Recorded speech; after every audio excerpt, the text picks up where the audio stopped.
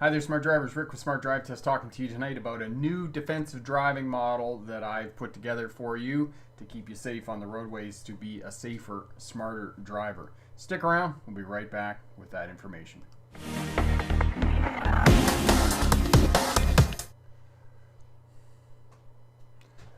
Hi there, Smart Drivers. Welcome back. Rick with Smart Drive Test talking to you tonight about defensive driving. I'm just making sure I'm on the right screen over here. So, a few people here. Margaret is tuning in from Brooklyn. Permaculture Kiwi is here. My friend Tim is here from Drive Smart BC. If you want to know anything about legislation, about driving, safer driving practices in the province of British Columbia, definitely check out Drive Smart BC. Tim's website over there, excellent resource for any of that information that you might be looking for here in the province of British Columbia. So have a look over there. Corey's here. Corey is the moderator, Bricks for Wheels. He does an excellent job of getting up videos that I suggest that you have a look at, as well keeping out the bad people. So DC's here. Sarah's here. I'm a new viewer. Started with watching the freeway merging vids. I haven't been on the freeway yet. Well, Sarah will get you on the freeway and get you going there.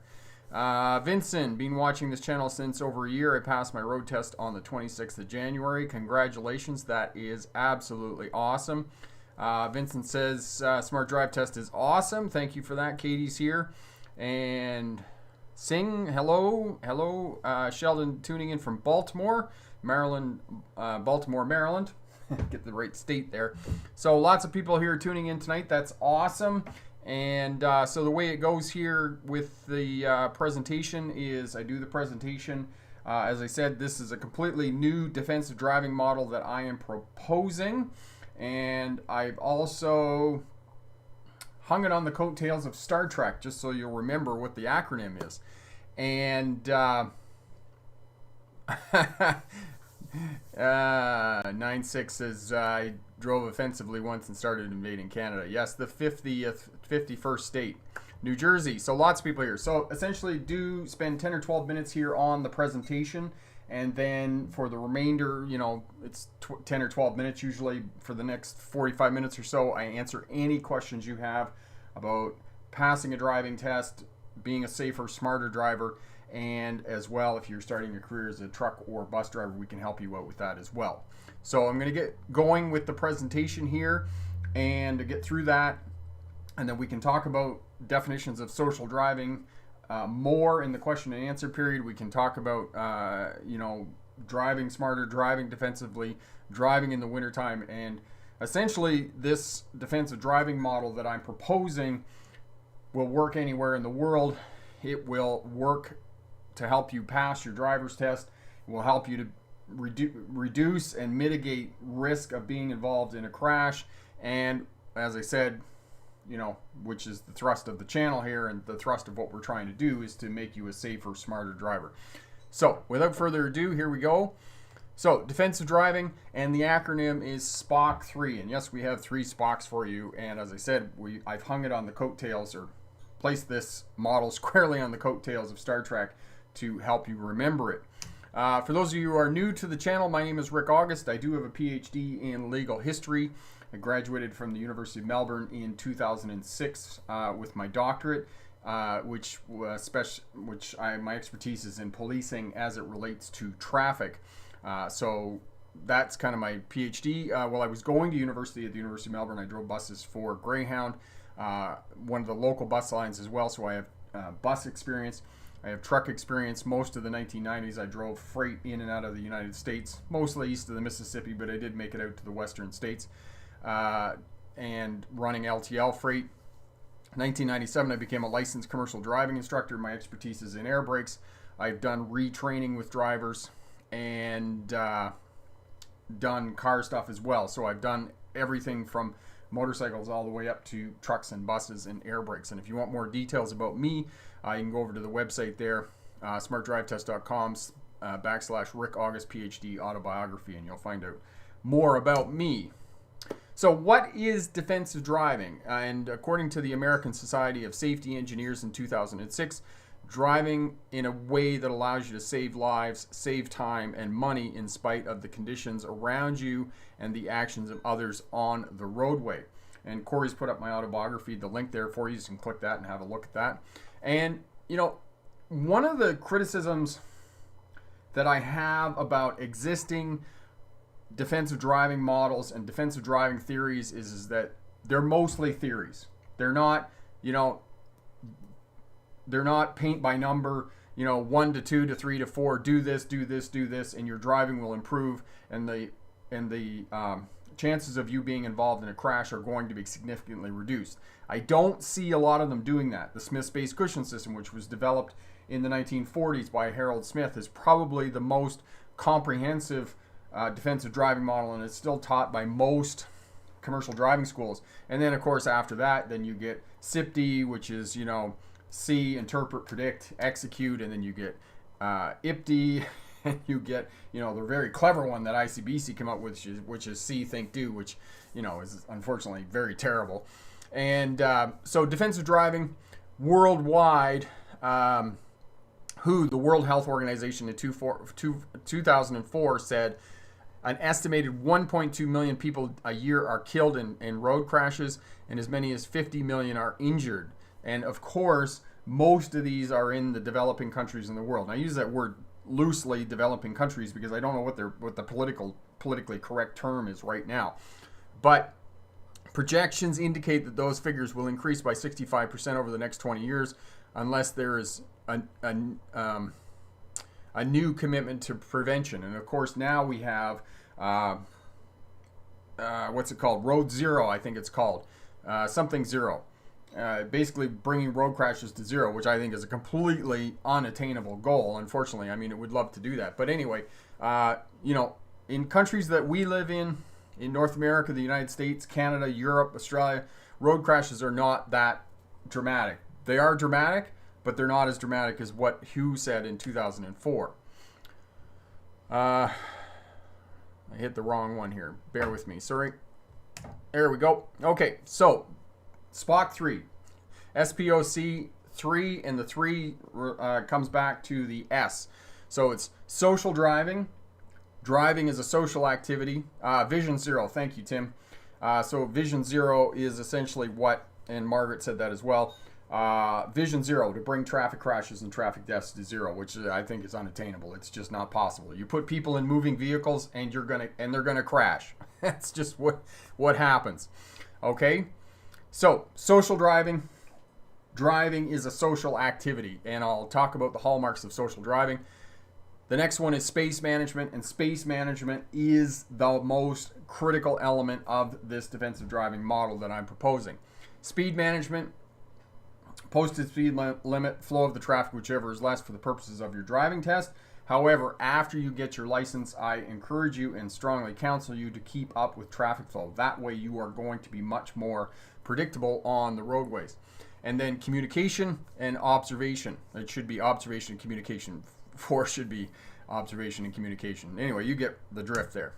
All right, so the hallmarks of social driving.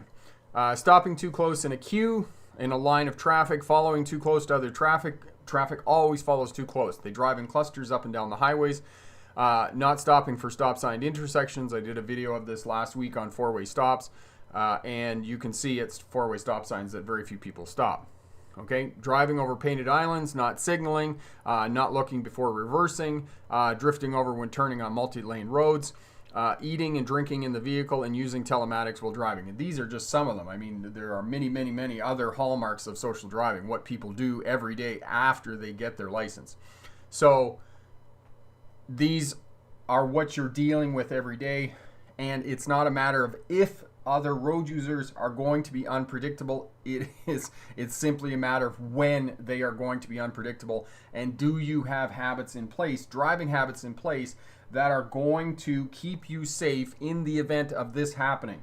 I had a smart driver, I posted the comment last week, said, I don't need to shoulder check left. It's impossible for people to get up on the left side of me. Yes, there's a possibility that not tomorrow, not next month, not next year, somebody is not going to be on the left side every time you shoulder check.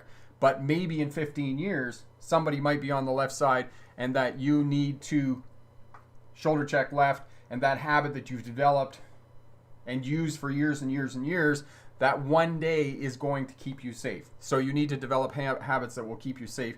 Not maybe tomorrow, not the day after that, not the day after that, but 10, 15 years from now. Because We know as traffic safety experts that cars crash approximately once every 14 years. So the chances of you having a crash may not happen for a very long time. The next thing of Star Trek, space, the final frontier, blah, blah, blah, and it goes on and on, right? As according to Gene Roddenberry, and this ran in 1966 to 1968, very famous. We all know what Star Trek is. And you can always manage space in front of your vehicle. I cannot emphasize that enough. This is the very fundamental principle of this theory, Spock 3, that I'm proposing to you. Because if you're not near something, it's less likely that you're going to hit something. So if you can manage space well around your vehicle, it's less likely that you're going to be involved in a crash. And if you manage space well and always have that buffer of space, you are going to significantly reduce your chances of being involved in a crash. So space management.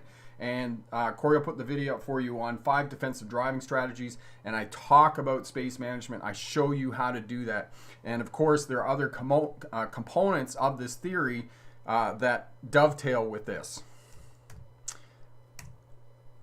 So speed management. If you manage space around your vehicle, speed is going to take care of itself. Okay? Space always comes before speed. So space always trumps speed. You need to have space before speed. Okay? So for the purposes of those of you going for your driver's test, it's either the posted speed limit or the flow of traffic, whichever is less. And as I mentioned in the introduction, after you get your license, I encourage you to keep up with the traffic flow because you're going to be much more predictable, and that's what we want to do to significantly reduce crashes on the roadway. Unfortunately, speed has got a bad rep, and we can see that with the bottom infograph here, and this comes from the traffic safety engineers again, and they're talking about the exponential energy that is accumulated in a vehicle as you increase speed. But if speed is so dangerous, why don't we have more crashes, more fatalities on highways and interstates and freeways and those types of things? The reason we don't have them at higher speeds is because we're managing space at higher speeds. This is why. And we're also eliminating a lot of the road users that are in the places, cities, for example, that have much higher rates of traffic crashes. We know that twice as many traffic crashes happen in cities. However, outside of cities, we have twice as many fatalities. Okay?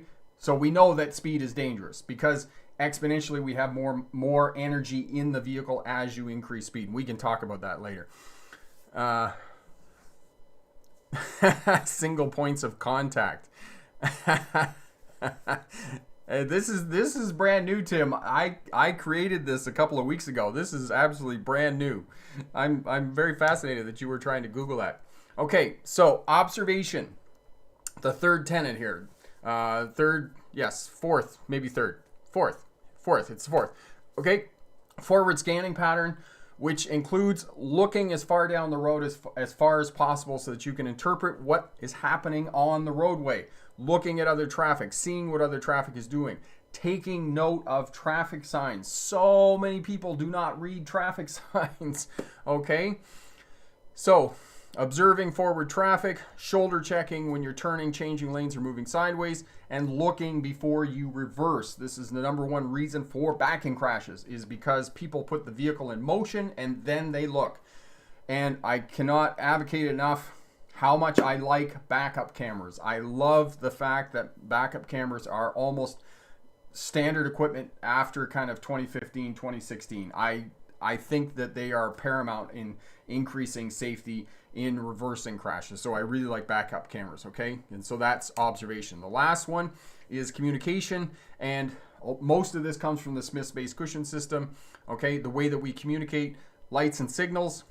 Horns, of course, in this day and age, we use horns sparingly because they're seen as a sign of aggression in this day and age, so we use them sparingly, but you can use them to get the attention of other road users, okay? And as a cyclist myself, I really ask you not to use them around cyclists because it tends to shock us and not scare us, but just we react to sound first. So think of that when you're going to use your horn, okay? Hand gestures, make sure you use all 5 fingers. Don't tell other road users they're number 1. And then eye contact. If you're not sure what another road user is going to do, say at a crosswalk or whatnot, get eye contact, see who's going to go first. Same principle if you're at a 4-way stop. If you got there first or you got there at the same time as another road user, get eye contact with the other driver to see who's going to proceed first. And then the most important way that we communicate our intentions with other drivers is the position of the vehicle on the roadway. And it's not just the position of the vehicle on the roadway. So for example, the vehicle's in the left-hand turning lane, it's most likely that the vehicle is going to turn left, but also the speed of the vehicle.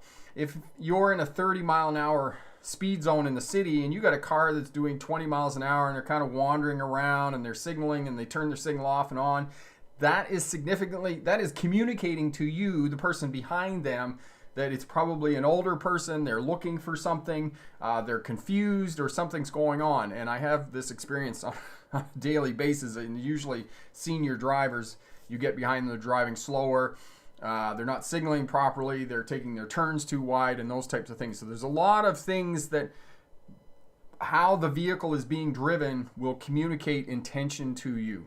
So communication.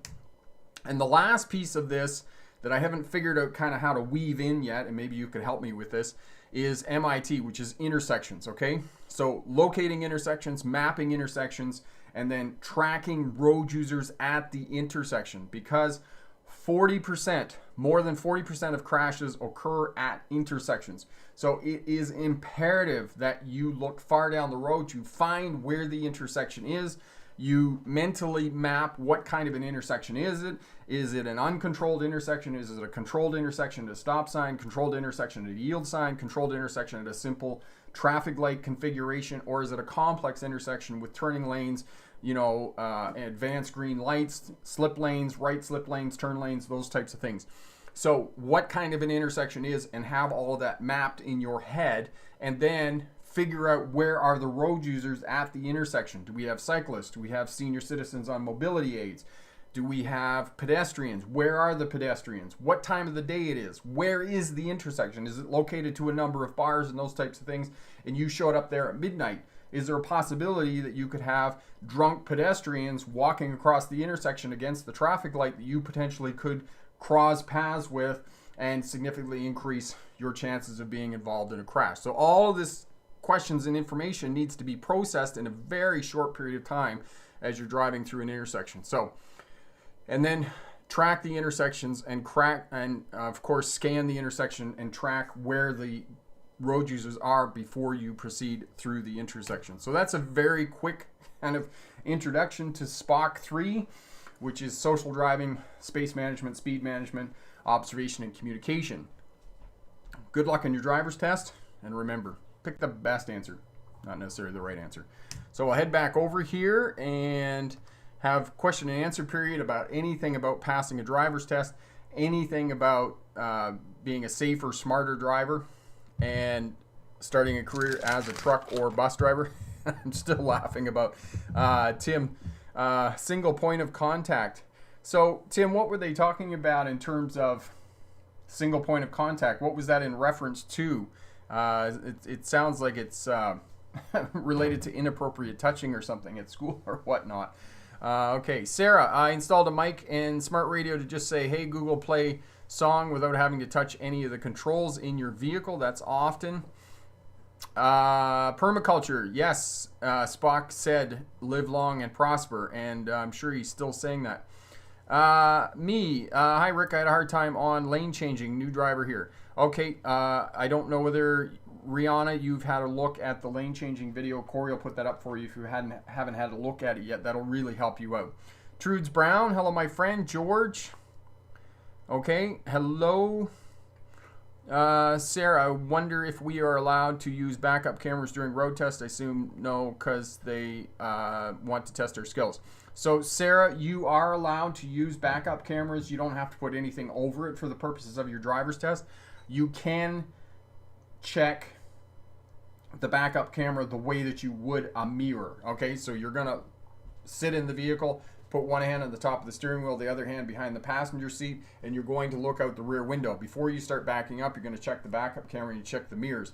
You can't use it as your primary line of sight, but you can check it. And then what I recommend drivers to do when they're reversing is that approximately every vehicle length that you're backing up, just sort of pause, have another scan of your mirrors, look at your reverse camera, and then continue to back up. Okay, just so you're rechecking the area around your vehicle. Make sure you do a 360-degree scan before you start moving as well. Okay. Margaret, we have backup cameras in the driving school car, but they don't allow to use it. Margaret, they don't even, do they let you just like kind of glance at it and check it like you would your mirrors before you start backing up? Because this is kind of my understanding of what they're doing with backup cameras, and I'm a huge advocate of backup cameras. I'm not an advocate of that just being your primary line of sight in terms of backing up, but I am an advocate of at least checking it before you back up. Okay. George, I play around with the radio while driving. Very bad habit. George, it's not necessarily a bad habit with the radio. I mean, as long as you got your finger on the scan button and you just let it go and then, do that. But, it does take your attention away from driving. But, I mean, one of the other things with defensive driving and traffic safety authorities and those types of things, they don't say it out loud or directly that you should be focusing 100% of the time with 110% energy on the task of driving. That's just not possible when you're driving, right? Our attention ebbs and flows. It kind of, there's times that we really need to pay attention. For example, when we're moving through an intersection, there's other times that we don't need to pay as much attention because we're driving in a straight line down the road on the highway or whatnot.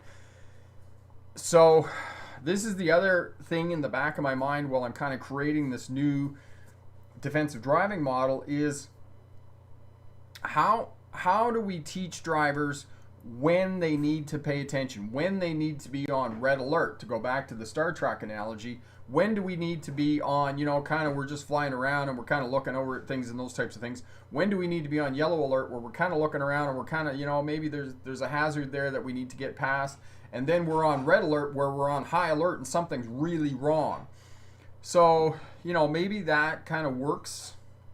But what I'm struggling with right now and what I'm trying to put together is, when does that happen? How do you teach drivers the ebb and flow of driving when it's very important to pay attention, and when you can let your attention wane or a little bit, or you can turn the radio on or those types of things, right? Rosen, driving test in March. Okay, you're going to do really great. That's awesome. And Kush, thank you so much for making many safe drivers. You are most welcome, my friend. Okay. Tim said the single point of contact is completely unrelated. Margaret, have to only turn back and look at the side mirror, not the camera. They turned it off. Oh, okay. Well, if they turn it off, then I guess you totally can't use it then. All right. Rihanna, I have a hard time on lane changing. Okay, we already answered that, and Corey's put the video up for you there on how to change lanes and determine the gap. Stickman, should I use the handbrake while parking all the time, or is it not necessary? Stickman, nope. You want to use the parking brake every time you park the vehicle for a road test, a driver's test, and after you drive. That way it'll ensure and almost guarantee that your vehicle will be in the same place when you come back, okay? So you get in the habit of using the parking brake every time you park the vehicle to make sure that it's there when you come back. Garrett, what would you do when you are making a left turn at an intersection and you are already committed to the intersection and the light turns red? Thanks. All right, Garrett, I get this question quite a bit, so it's a good question. If the light turns red and you're already in the intersection, then you need to clear that intersection. You own the intersection. Take a breath and check and double check that the traffic is coming, that is, the oncoming traffic is coming to a stop before you proceed through the intersection. But you must clear that intersection if the light turns red. Hopefully that doesn't happen to you on a driver's test, because it's discretionary depending on who the driving examiner is. And if you're in the intersection when the light goes red and you move to clear the intersection, unfortunately most examiners are not going to pass you. They're going to say that that's an instant fail on a driver's test. So you really hope that it doesn't happen to you. that you can time it.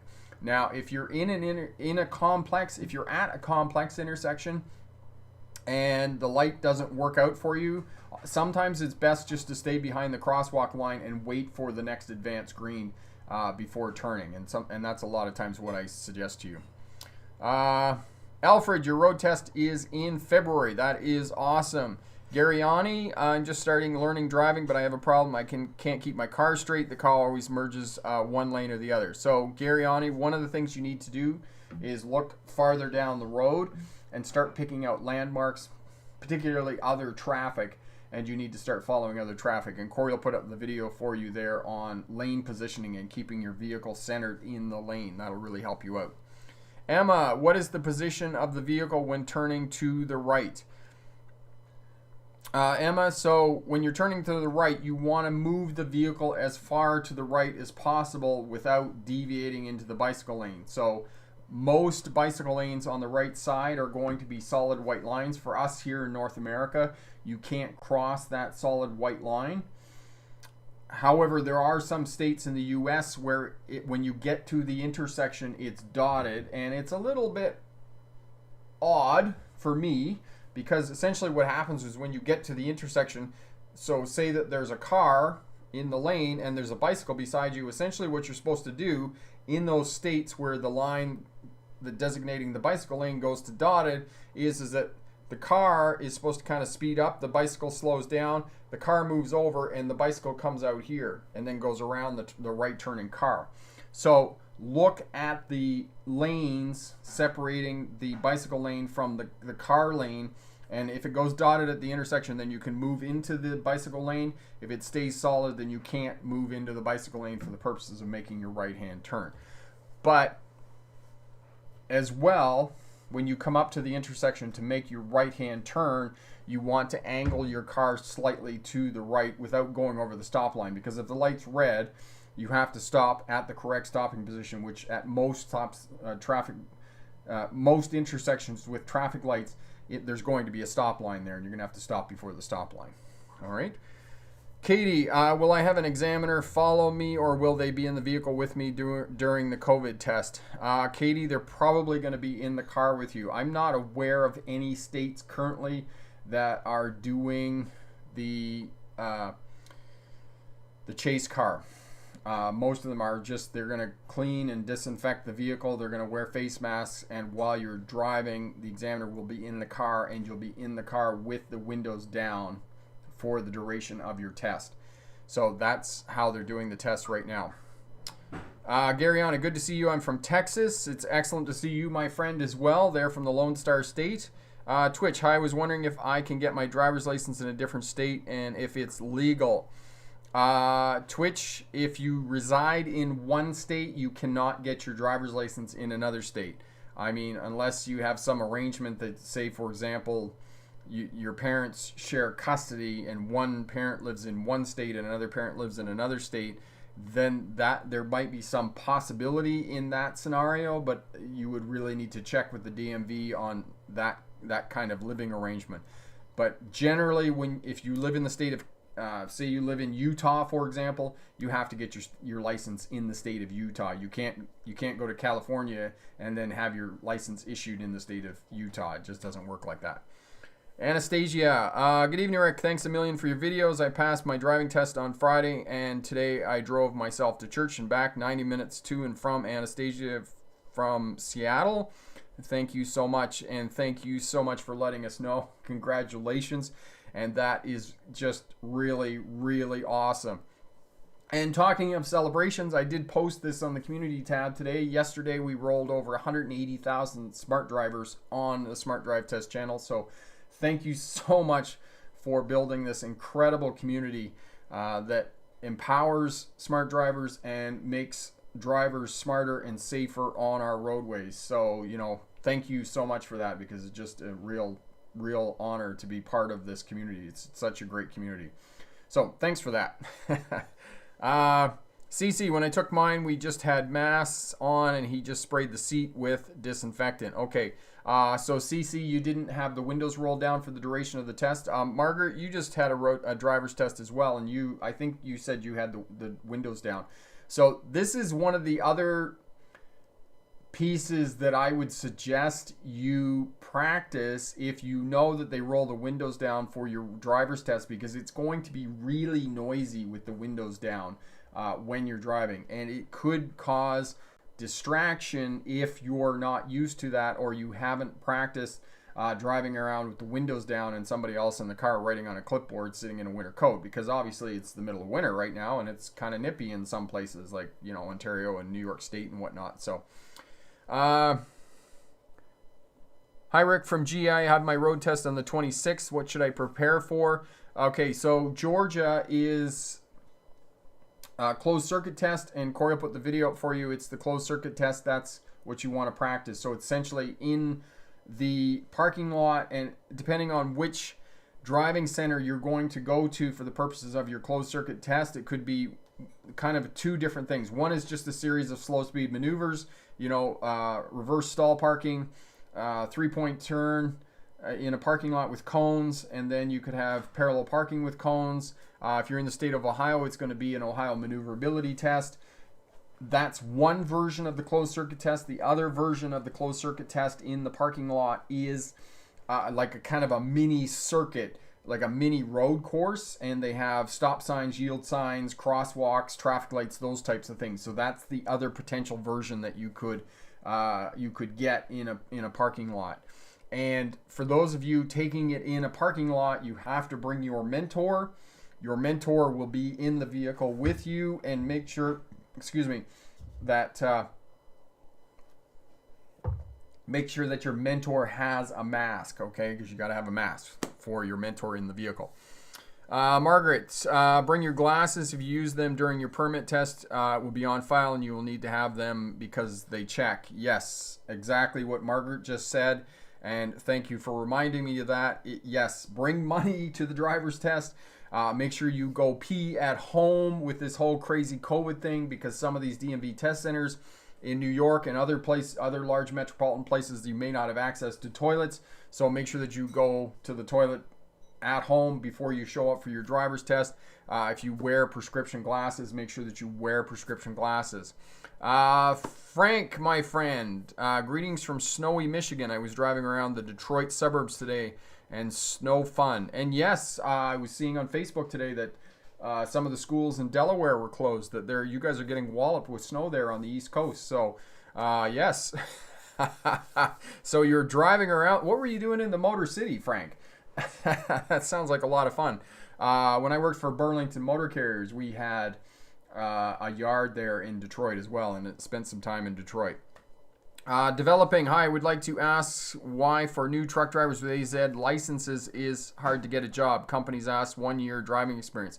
I have a hard time to find a job. Okay, so developing master, I'm not gonna pull punches. It is hard for new drivers to find a job. You really, really, really have to beg, borrow, steal a job. And Corey will put the link over to the website. Actually, if you just go over to the Smart Drive Test website, click the CDL tab, Commercial Driver's License. It has one on employment, and it will show you job search. You have to do cold calling. You have to do networking when you're looking for a job as a new driver, a new truck driver. All of these ads are going to say that, but if you just sit at home and you send resumes and job applications into these truck driving companies, they're never going to hire you. Okay, you have to get an interview, and I'll show you how to do that. You get out Google, and you go on whatever job search or trucking companies. Just type in trucking companies in your area, wherever you live, and start calling them and talk to the operations manager or whoever. You know, if it's a bigger company like Bison or Challenger or something like that, they're going to have an HR department, a human resources department. You need to talk to the person who's in charge of hiring.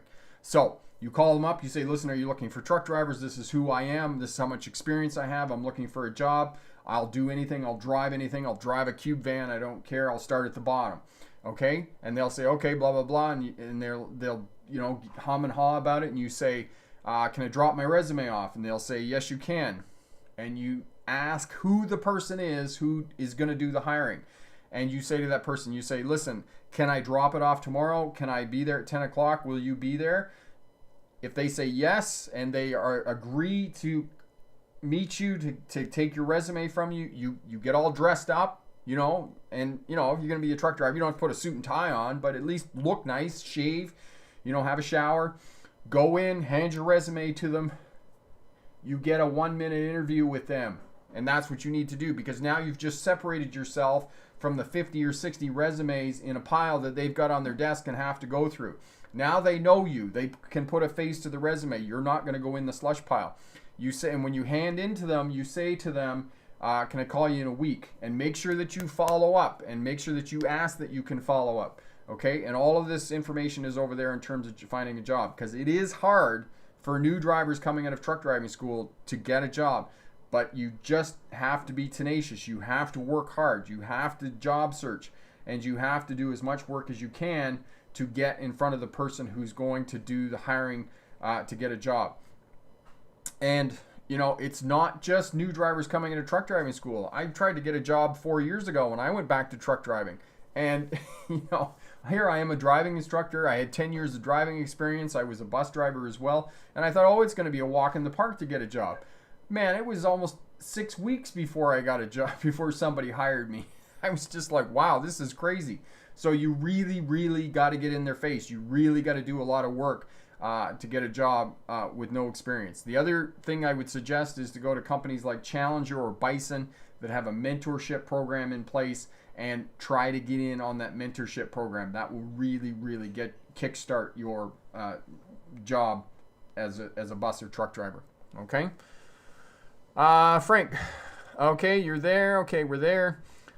David here, in dump truck or a concrete mix truck, having trouble floating gears, downshifting. Okay, so David, one of the things you want to do is you got to slow down to gear down. So make sure that you bring it down to 1,000 RPMs before you try and downshift. That'll probably solve your problem for you. Okay, Colin, hi Rick, do you have any videos on towing a trailer with a pickup truck? Also, does U-Haul give the hitch ball when you rent a trailer from them? I'd love to learn with my parents' minivan. No, they don't give you the insert for the van. You can buy the... do you already have the hitch assembly on the minivan, Colin? Or is that something that needs to be installed? U-Haul will install that for you. But I would probably suggest that you just go to any trailer install shop, and they'll put that trailer hitch on for you. Andrew, thanks for all your informative videos. I just passed my driver's test last week in Oahu last week. Excellent. That is absolutely awesome. So did you go for a little drive around Hawaii there to celebrate your passing your driver's test? Frank, I had to go to Union Hall in Madison Heights to get my COVID vaccination and doing some shopping. Well, that's really great to hear that you actually got the vaccination. That's great. Kimberly, what paperwork do you need to take to get your permit or your license? So essentially, Kimberly, where are you in the world, Kimberly? Because we have a frequently asked questions over at the Smart Drive Test website. Corey will put the link up for you. You can just go over and look at your state, and it will show you which paperwork you need. Now, I've also got a link there to the DMV, and that'll tell you what you need to do. But essentially, most states, you need 2 pieces of identification. You need proof of residency, proof of identification, and then you need to bring money as well. And if you wear glasses, make sure you bring your prescription glasses for the purposes of getting your test going there. Alfred, Mr. Rick, in Massachusetts, you are not taking your road test in the private or driving school vehicles. The DMV have their own vehicles they provide. Yes, they do. In the state of Massachusetts, the state DMV there is providing vehicles. So know that for those of you in Massachusetts and are taking the driver's test there, the state is providing vehicles. You don't have to bring a vehicle for a driver's test in the state of Massachusetts. Baked potato from the UK. One difference here is the light can turn green with many people still crossing at a 4-way intersection. and I'm sure that can be a bit daunting when all of these people are still in the intersection and you wanting to go, and it's, the light has turned green. Okay. Excellent. There you go. Thanks, Margaret. George, hey Rick, do you react to road rage, people honking behind you and those sorts of things? George, there was a time in my life I used to, but now I usually just wave to them. Big smile. That really, really annoys people who are upset when they're driving. Tim, DC, back next week. Dinner time. Have a great dinner, my friend. All the best, and enjoy your week. Colin, I have a hitch, just not the ball. Okay, so Colin, basically all you need is the insert to go into the hitch is what you're talking about. You might have the inserts, but not the hitch. The ball, I would just suggest going to Lordco or any other auto parts. You can even go to Canadian Tire. Most trailers are going to be a 2-inch ball, so you just need to pick up a 2-inch ball with an insert, and you'll also need to measure. If you don't have the insert that goes into the trailer hitch on the back of the minivan, you'll have to figure out, I'm trying to think, it's either a 1 1/4, which is the really small one, or it's a 2-inch insert. So just measure that before you go down to the auto parts store to pick that up. Okay. DC, what can I do if someone comes to a complete stop in traffic to get over to the right lane to turn right? I had that happen to me, had to brake hard. Luckily, there was nobody behind me. So, DC, what I would encourage you to do is to increase your following distance behind vehicles in front of you. Move it out to 2 to 3 seconds, because people are going to do that. They're going to do these unpredictable things where they're going to stop right in the middle of traffic in the left-hand lane so they can move over to the right lane because they got their right turn coming up, right? So, again, it comes back to the defensive driving theory that I just proposed. It's about space management, right? And if you're back 2 or 3 seconds and all of a sudden you realize that vehicle is starting to slow down, you just keep that buffer of space, and then when that person's sitting there, you just stop and wait for them, and then you just take a breath and you just go, yeah, okay, whatever, goofy person. And, they get into the right lane, and then you carry on with your life. That's essentially what you need to do, right? I know it's it's irritating, no doubt, but that's what you need to do. Take a breath, let them go and have their crash somewhere else. Caliph, I just passed my driver's test. Thank you so much. That is awesome, Caliph. Congratulations on passing your driver's test. Where in the world did you pass your driver's test, my friend? Everyday thoughts. Passed my driving test this morning. The instructor was very impressed with my driving, and I told him I learned a lot from a man on YouTube. And that's excellent. And I did read your comment. I just didn't get back to you there. They were very impressed with your amount of comfort in driving and that kind of thing. So I'm really glad that we could help out and get you your driver's license. That's awesome news. That's really great that you passed your driver's test. Colin, yeah, I work at Canadian Tire, so I can get it from there, and I think it's a 2-inch hole. Yes. Okay. Yep. And Colin, I know about that. I towed a trailer down to Vancouver Island where my rental property is. And, I was in a hurry. I was working on the unit, doing something. I pulled the insert out because you've got a short piece of tube metal about this long, and then the hitch goes on it. You bolt the hitch onto it. And I just pulled it out of the back of the car so nobody would bang their knee on it, threw it down on the ground, left it there overnight, and it came back and somebody stole my insert. So I know that you can get them at Canadian Tire, and you can get them at Lordco and other auto parts store and those types of things. And I had to go down to the auto parts store, and they include the insert and the ball hitch and the 2-inch ball hitch, and it was like $42 or $43. So it's kind of annoying that somebody stole it on me, but that happens, unfortunately. Okay, Margaret, having issues keeping the car straight, looking far ahead because of bikes and pedestrians come out between cars. Do you think video games will help steering? Only able to take a few driving lessons. Margaret, it's not going to hurt. And it might help you for sure. So, give it a go and see if it works out for you in those types of things. Because, like you said, you have limited resources and you don't want to spend heaps and heaps of money trying to improve this in terms of driving in the car. But if you're going to definitely get some help with video games, that's going to help you out for sure. DC, thanks for your advice. You're most welcome, my friend. And Corey's put up the strategies to deal with aggressive drivers and road users and those types of things. Because, as I said, and this is the fundamentals of defensive driving is that people are going to commit unpredictable acts, right? People are going to do things that are not predictable. People are going to do things on the roadway where you're just going to like, oh my God. I mean, today I was driving back from downtown. We went to the shop, coming back, and this vehicle in front of me is driving slow. We're in a 30-mile-an-hour zone. This person's driving like 20. And I'm like, oh, man. And then they get to the corner, and they kind of hit the brakes a little bit, and they hesitate. And then they go around the corner on a right-hand turn, right out into the oncoming left-hand turn lane on the other side of the road. And I was just like, wow. And I mean, you could hear me in the dash cam going, what is that person doing? So it's going to happen. And for you, as the smart driver, manage space around your vehicle, observe what other people are doing. And it's, I have a list of the way that other vehicles communicate, but there are many other telltale signs of what other drivers are doing on the roadway that indicates that they potentially could do something unpredictable. For example, I followed this car for 3 or 4 blocks, and they're like, they're not getting up to the intersection in efficient amount of time. They're going really slow, below the speed limit, and those types of things. It's like they're looking for something, or maybe it's a senior driver who's, their driving abilities have deteriorated. It's hard to tell. But there's enough telltale signs of what a vehicle and what a driver is doing that will indicate to you that there's a very high probability that they're going to do something unpredictable. For example, making a very wide turn that puts them right out into the left-hand turning lane of the road onto which they turned.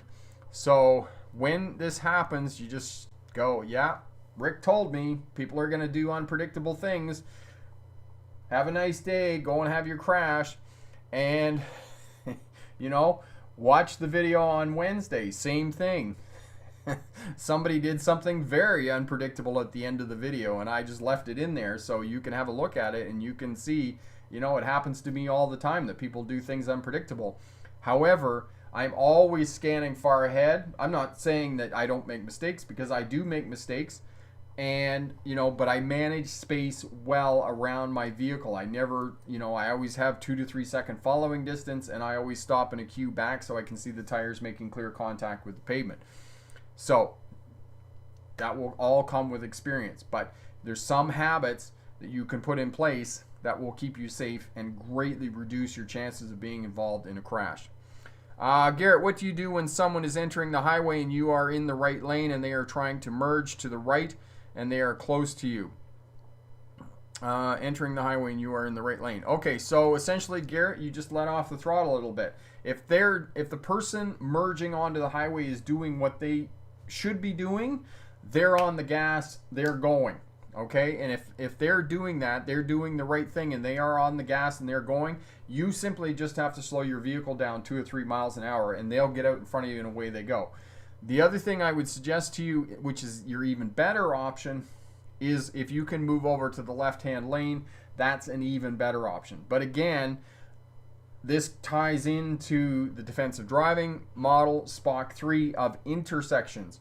Even though it's not a conventional intersection on an interstate or freeway, it is an intersection in kind of a theoretical concept, because people are merging onto the roadway and it's somewhere where you can intersect with the path of somebody else.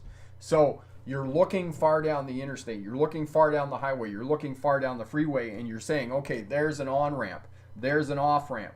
Okay, these are places where that I potentially could cross or intersect paths with other vehicles on the roadway. So if I'm coming up to an interchange and I see the car coming out and merging onto the freeway or highway, I want to try and move over, if I can, back half a mile from the interstate, or from the interchange rather. And then that way I've got lots of space between me and them.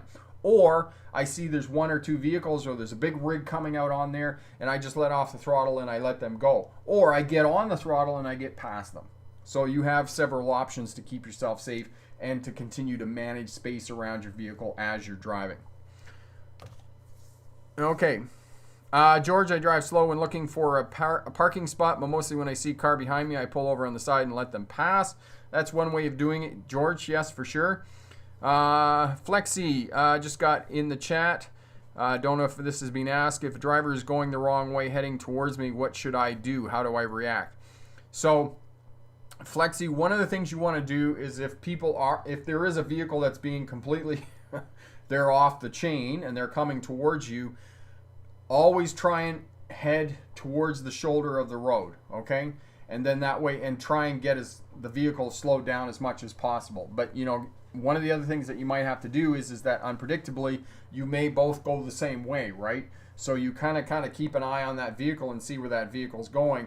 But it's always best to go to the outside. So for those of us that drive on the right, you want to move to the right. And for those, because ideally, for those of us that drive on the right in the world, they're going to go right and you're going to go right and you're going to miss each other, right? Same thing as for those people in the world that drive left. If you each go left, you're going to miss each other. So that's ideally what you want to do.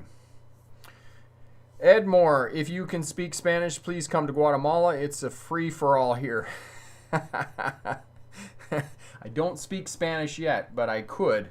Margaret, everyone tailgates in New York right up behind you at every intersection. And Margaret, that's not just New York. It's everywhere else. Chibani, I failed in the road test. The examiner said that I accelerate and decelerate in the freeway. He said that I must run 50 kilometers and not less in good weather conditions. All right, so you're having trouble with your speed management. So there's a video here on the channel, how to manage speed, and that will help you out in terms of being able to manage speed for the purposes of passing your road test and keeping a nice, that 50 kilometers an hour when you need to. But as well, traffic conditions are going to change for you, and if Corey will put up the mock road test video, or the practice road test video, and you'll see that when I'm driving in residential areas, I'm rarely doing 50 kilometers an hour, 30 miles an hour, whatever, your state or province. There's a lot of states where it's going to be 25 miles an hour, but you need to do that posted speed limit or the flow of traffic, whichever is less. But that's just going to take a bit of practice on your part to be able to maintain that for the duration of your driver's test. So, lots going on here tonight, really busy.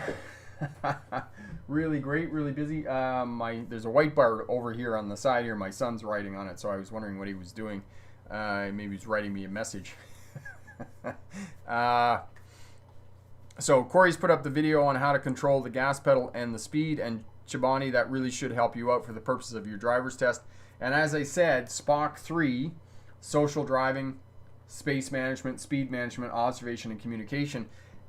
These are the fundamental tenets of a defensive driving for a defensive driver, but also these are the fundamental tenets of a driver's test, which doesn't matter where you are in the world or what class of license you're going for. If you can get those tenets in place, you're going to be successful in passing a driver's test. And as I said, I've kind of posited this all on the coattails of Star Trek with Spock and with, space is the final frontier, because space in driving is really the most important component. And this is one of the things that, the Smith Space Cushion System, which is still being used 70 years later after it was developed in the 1940s, it does talk about that a little bit in terms of leave yourself out and have living room around your vehicle. The issue, as Margaret just said, in the city of New York, is that everybody tailgates, is that we don't have the luxury of having space on all four sides of our vehicle anymore. We just don't. We don't live in that world anymore with having space on all four sides. People are on both sides of you, and people are behind you, and they're tailgating you right up behind you. So what you have to do as a smart driver is you have to control space in front of your vehicle. This is really the only option you have left, is controlling space in front of your vehicle. And if you're driving and you can control space to the two sides and to the rear, that's just an extra bonus. That's just icing on the cake for you. But you really, really, really have to manage that space in front of your vehicle. You have to maintain that 2 to 3 second following distance in front of your vehicle more as road conditions deteriorate. And when you're stopped in a queue, a line of traffic, you've got, so you can see the tires of the vehicle in front of you making clear contact with the pavement. If you can do that in these larger metropolitan cities, Tampa, Florida, Philadelphia, Pennsylvania, New York, Buffalo, New York, Los Angeles, California. If you can do that, you're going to greatly reduce your chances of being involved in a crash.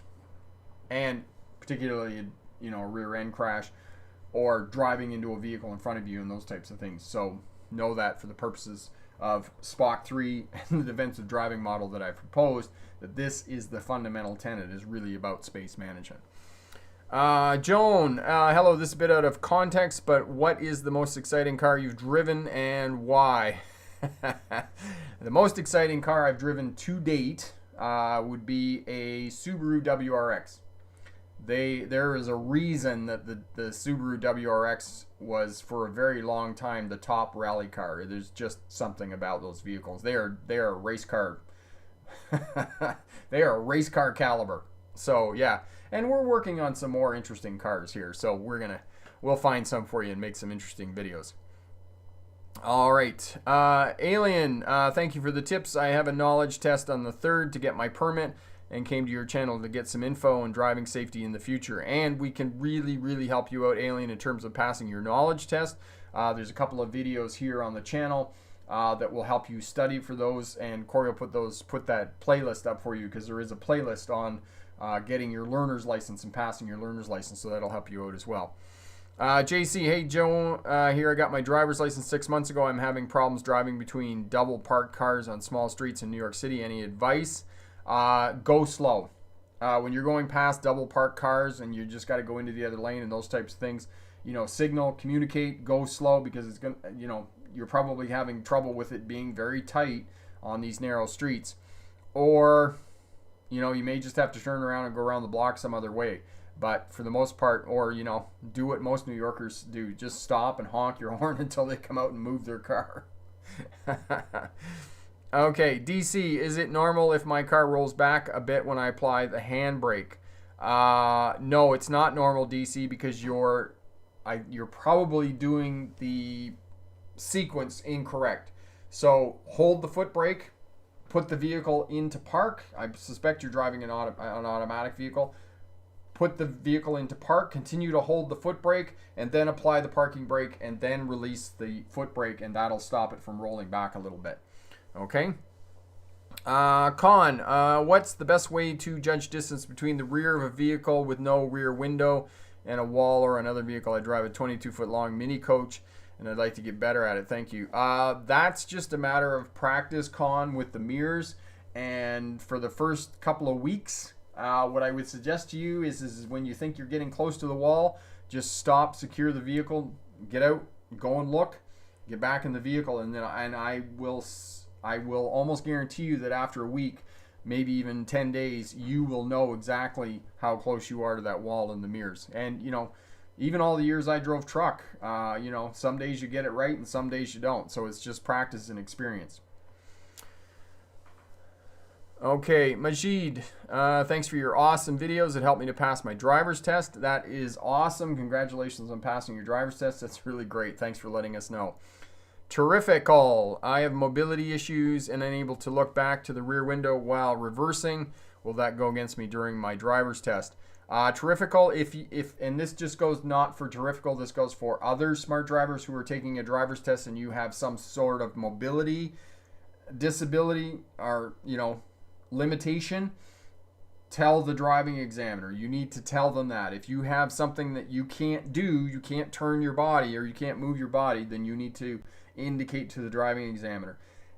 I might also suggest to you that you go to the test center before you take your test and tell them that, because you may have to bring a note from your doctor.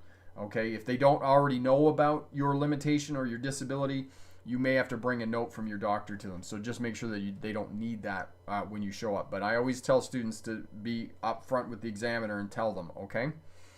Twitch, do you need to go to driving school to get your license in the USA or Canada? Love your channel. Twitch, not as a rule. You don't always have to go to a driving school, but I do recommend that you take at least one lesson with a driving instructor on a mock driving test to get some feedback on your driving and your readiness for the driving test, because there's a lot of things that you have to have in place to pass a driver's test in this day and age. Okay. Rob, thank you so much. You are most welcome. We're so happy to hear you got your license. That's great. Daria, I'm about to go to get my license soon, and you were always a great help during my practice. That's awesome. Rocco, I drive a Skion XB, and it has a decently short hood. Do you have any tips for getting the right idea of where the front of the car is when parking in a tight spot? Thanks. Rocco, again, park the car, get as close as you think you can, get out, have a look. And like I said, after a week or so of that, you'll know exactly where the front of the vehicle is. Okay. Lewis, I am the proud, safe driver without any challenges, even in snow roads, because of your tips. God be with you always, and God be with you as well, Lewis. Thank you so much, my friend. All right, and I think we're going to wrap it up there for tonight. Thank you so much, everyone, for showing up. Thank you for making the Smart Driver community 180,000 subscribers here on the YouTube channel. That is just incredible.